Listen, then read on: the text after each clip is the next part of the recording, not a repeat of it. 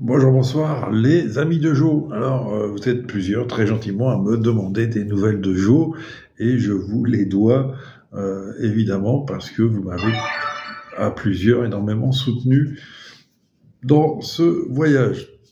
Donc effectivement, d'abord un grand merci, encore une fois, à ceux qui me suivent depuis le début. Je suis désolé, un coup de téléphone. Un grand merci évidemment à Lannick de Bretagne, mais un grand merci aussi à Nicolas et Rachida de Colomiers, au rond-point de Colomiers. Un grand merci à un de mes fils et à d'autres qui ont pallié à mon défaut de financement. Pour ceux qui ont suivi les premiers épisodes, je comptais financer ce voyage avec Jo en vendant ma moto et j'ai réussi à planter la moto juste avant de la vendre. Ce qui fait qu'elle est toujours là dans le garage, en vrac. Bon, elle roule, mais elle a vraiment une sale gueule. Si tu veux, il faut que je change toute la carrosserie. Enfin bon. Donc merci à ceux même qui font des versements, j'ai envie de dire aussi humbles que leur geste est grand. Voilà. Merci à Hélène, merci à d'autres qui même se sont engagés à des petits versements réguliers, qui font énormément, évidemment, qui m'aident énormément. Quoi dire, un grand merci évidemment à tous ceux qui me suivent sur cette chaîne, qui mettent des petits pouces, qui mettent des commentaires, ça valorise cette chaîne par rapport aux algorithmes. Et comme j'ai mis les petites publicités, voilà, ça m'apporte aussi une ressource d'une centaine d'euros par mois, ce qui est pas rien. Alors les mois où je produis un journal, tu sais, une carte postale quasiment par jour, là ça va. Là, au mois de janvier où j'ai rien fait, j'ai dû rentrer 20 euros. Bon, mais les petites rivières font les grands fleuves. Donc voilà, ce voyage qui avait commencé en octobre, c'est ça, octobre de l'an dernier, et on a marché jusqu'au mois de décembre. On a traversé donc tous les Causses, le Haut-Languedoc, et on s'est arrêté à Narbonne pour faire une pause hivernale pour le mois de janvier et février, 2 mois, parce que donc c'est inutile de se fatiguer en hiver, consommer nos réserves entre guillemets pour arriver sur les rotules au mois de mars, où ça va être plus sympa, parce que là effectivement non seulement on se fatigue en hiver, mais en plus le voyage n'est pas très agréable, si tu veux. La nuit tombe à 17h30 il faut attendre que ça dégèle jusqu'à 8h, 9h du matin. Donc je passais énormément de temps dans la tente à me les cailler pour rien, quoi. Voilà. Et puis alors vite fait, donc alors, il va bien. Donc Jo est dans un club hippique de propriétaires. Et il est dans un paddock avec un jeune poulain, et il paraît que ce sont les meilleurs amis du monde. C'est le poulain de la propriétaire du club, et il a séduit son monde. On lui apporte des carottes, on lui apporte des pommes, on lui fait des bisous, voilà, tout va bien. Et il y a du foin à volonté, donc même des granules. Il profite des granules du poulain. Il paraît qu'ils mangent ensemble, enfin ça va super bien, c'est vraiment, voilà, il est au poil, et quoi dire, voilà, on m'a proposé d'aller le voir là au mois de janvier, mais je me dis que c'est pas forcément une bonne idée, tu vois, d'aller le voir, donc de lui redonner envie peut-être de repartir, tu vois, puis en fait je repars tout seul. Voilà, c'est les séparations, les animaux n'aiment pas vraiment les séparations, donc ça sert à rien de multiplier les séparations. Il est vraiment donc aux petits soins, là, mois de janvier, mois de février, et je vais donc le retrouver fin février, début mars, et on va reprendre la route. Alors j'ai changé l'itinéraire. Je voulais descendre à Perpignan, puis après passer par Montpellier, par Nîmes, remonter la vallée du Rhône. mais en fait, j'ai vite constaté que, si tu veux, les zones urbaines, c'est trop urbanisé, si tu veux, aujourd'hui. Trop de routes, pas assez de chemins, j'ai envie de dire presque trop justement de danger pour Joe. Tu vois, autant quand je suis dans la pampa, je peux le laisser libre pendant les pauses. Tu vois, là, quand je suis dans les zones urbaines, il faut que je l'attache parce que j'ai peur qu'il se barre sur une route. Hein, bon, voilà. Donc voilà, puis il y a aussi vachement plus de contrôle de police, il faut bien le dire, dans les zones urbanisées.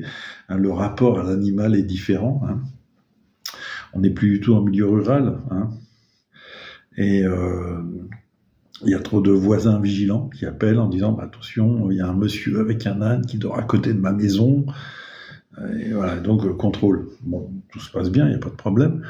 Mais voilà, c'est pas autant. Voilà, donc voilà, je décide de repartir dans la pampa. Donc je vais reprendre le chemin un peu à brosse-poil. Là, je vais repasser par le Haut-Languedoc. Et d'ailleurs, je vais rejoindre Cyril de la chaîne Terrienne. Hein, tu peux voir sur YouTube la chaîne Terrienne, qui est un mec qui s'est trouvé un terrain dans la pampa et qui vit mieux comme ça. Et donc, on a projet de faire avancer un de ces chantiers de Carter, donc de maisons en terre. Et donc voilà, ça fait partie de ce projet. Je veux aussi rencontrer des gens, prendre le temps avec eux de faire des choses. Et bon, voilà, c'est simple comme tout de construire une maison en terre, mais je l'ai jamais fait. Et donc, ça m'intéresse de voir un petit peu comment on s'y prend. Et puis, donc je vais remonter aussi par donc les causes. Je reverrai Bruno du club Sherpan, un club de promenade avec des ânes. Et peut-être qu'on fera aussi quelque chose ensemble. Et puis, donc je vais retraverser tous les causes qui sont vraiment des endroits merveilleux, mais que j'ai dû traverser assez rapidement à l'aller parce que comme je disais, je fuyais le général hiver. Donc là, je prendrai un peu plus de temps.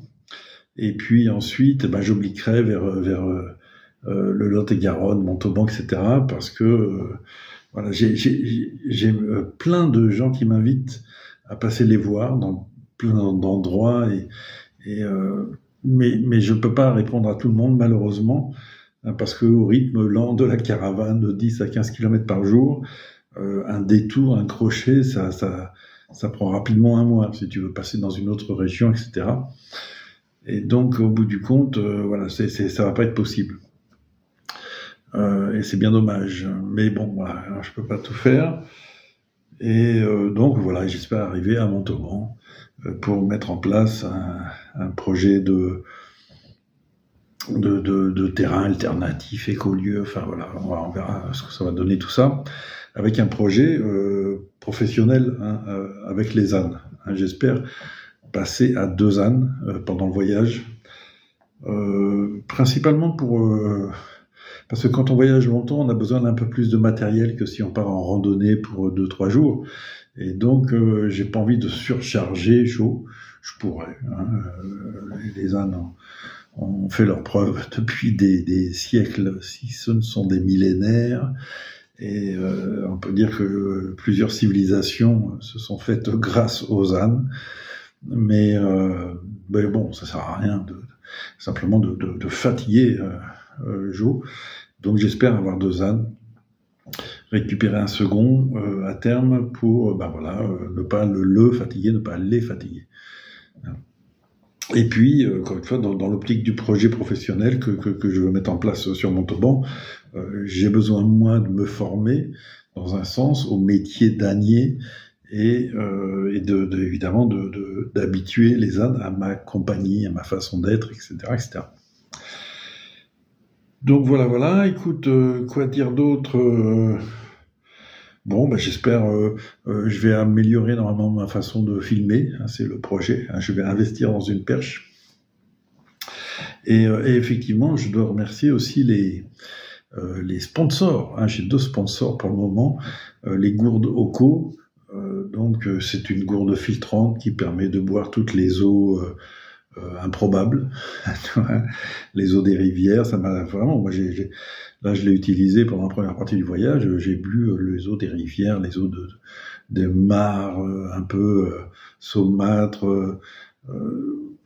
Tu vois, enfin bon, voilà, ou dans des endroits, toi, dans des bergeries, tu prends de l'eau, mais bon, voilà, c'est pas forcément il y a plein de bactéries, on va dire, tu vois. Et là, nickel, hein, c'est vrai, il faut le dire. Et puis, la société fait un dessin qui soutient ce voyage et qui va m'offrir 2 grandes sacoches de bas, hein, pour porter les affaires, et donc des sacoches alors, hyper solides, hyper résistantes, étanches, et voilà, très solides, qui ont fait leurs preuves aussi dans d'autres expéditions. Et voilà, un grand merci. Et bon, j'en ferai évidemment des vidéos. Et moi, ça me permet, de mieux protéger mes affaires, évidemment. Et puis d'avoir mes sacs qui débordaient beaucoup sur les côtés, alors que là, on aura des choses beaucoup mieux rangées. Il y aura moins d'empattement, quoi. Il prendra moins de place en largeur. Ce qui est important pour certains passages. Parfois, tu peux pas passer parce qu'il y a 2 arbres trop proches l'un de l'autre et tout d'un coup, tu te retrouves coincé. Donc voilà, ça va être très utile pour ça. Et donc, voilà, on fera des tutos sur le terrain. Et j'espère aussi, de toute façon, à un moment, je ne sais pas encore comment je vais faire, mais interrompre un moment le voyage, et puis je ferai un saut dans cette entreprise qui est dans les Pyrénées, hein, qui est spécialisée aussi dans la construction de bâches pour des yourtes, enfin de toiles, tu vois, pour des yourtes, pour des tipis. Et donc voilà, faire un petit reportage sur son travail pour remercier, évidemment. Et voilà, écoute, c'est surtout pour te faire une petite carte postale et te donner des nouvelles de Jo. Donc tout va bien, il est en pleine forme, il fait du gras, il a un bon copain, et des carottes, des pommes et tout ce qu'on veut. Donc vraiment, là, tout va bien. Et on le retrouve, je te dis, dans un mois. Allez, à tout à l'heure.